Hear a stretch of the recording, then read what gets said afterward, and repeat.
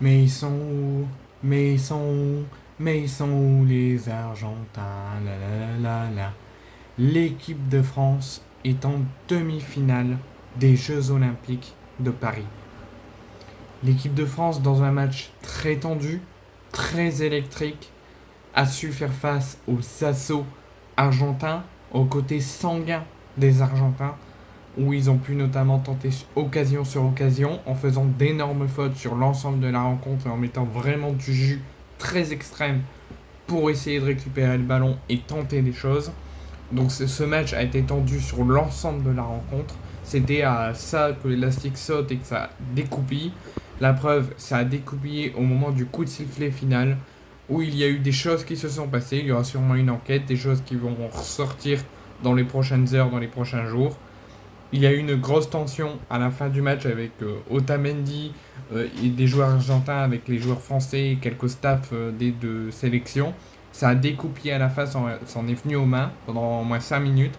Après, ça s'est calmé, mais ça a recommencé au moment que les joueurs, quelques joueurs allaient commencer à célébrer avec les supporters, que les supporters argentins allaient commencer à rentrer, un truc comme ça. Il y a encore quelques Argentins qui ont un petit peu, malgré la défaite, mis leur frustration sur les Français. Donc ça a un petit peu dégénéré du côté détravé du Matmut Atlantique. Après 10 minutes de tension, ça s'est calmé. Les supporters français sont revenus.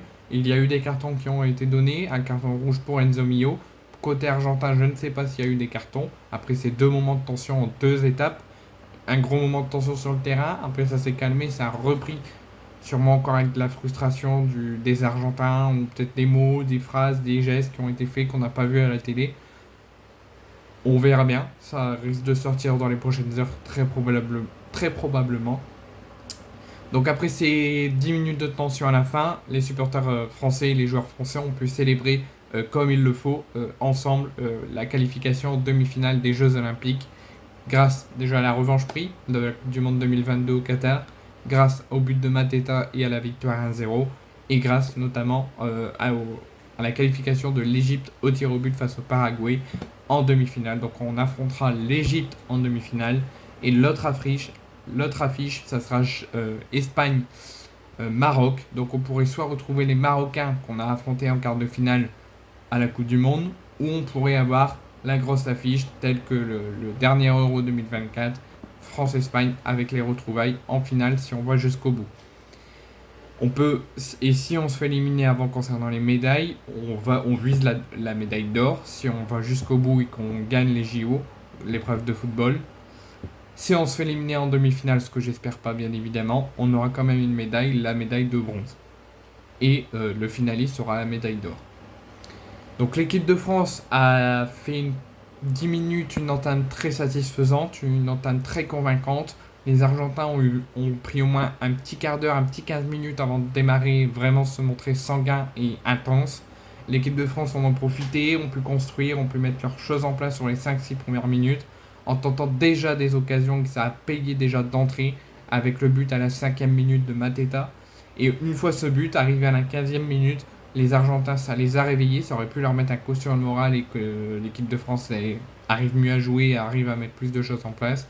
Finalement, les Argentins, ça les a réveillés, ils ont mis plus d'assaut sur le but de Guillaume Rest, ont tenté occasion sur occasion, se sont montrés sanguins, se sont montrés intenses à chaque récupération de balle. À chaque moment de doute des Français, ils étaient là, ils lâchaient rien sur l'ensemble de la rencontre. Et si seulement l'Argentine n'a pas égalisé, c'est seulement que les Argentins ont fait face à un grand gardien qui est Guillaume Rest, le gardien de Toulouse, qui est un grand espoir et un grand talentueux joueur français, et ont su faire face aussi à la très bonne défense de l'équipe de France sur l'ensemble de la rencontre qui a été exceptionnelle. Et c'est sûrement pour ça que l'Argentine n'a pas réussi, malgré toutes ces occasions, et malgré la bonne défense, toutes les occasions qu'on a concédées, n'a pas réussi à égaliser. Tandis que l'équipe de France ont su profiter des peu de défaillances et des défaillances quand même des Argentins pour tenter également des occasions. Mais les Argentins se sont montrés plus intenses et plus sanguins pour faire douter la défense française et faire concéder beaucoup d'occasions aux Français. Mais au final, malgré tout ça, l'équipe de France a su se montrer convaincante, a su douter à quelques moments, a su faire beaucoup d'erreurs, mais a su tenir toujours bon, a su tenir concentré sur l'ensemble de la rencontre malgré les protestations, la frustration, le chambrage des Argentins, malgré la grosse tension qu'avait ce match, ils ont su arracher une qualification en demi-finale contre l'Égypte et une victoire et la revanche obtenue tant attendue depuis la Coupe du Monde 2022 face aux Argentins en s'imposant 1-0.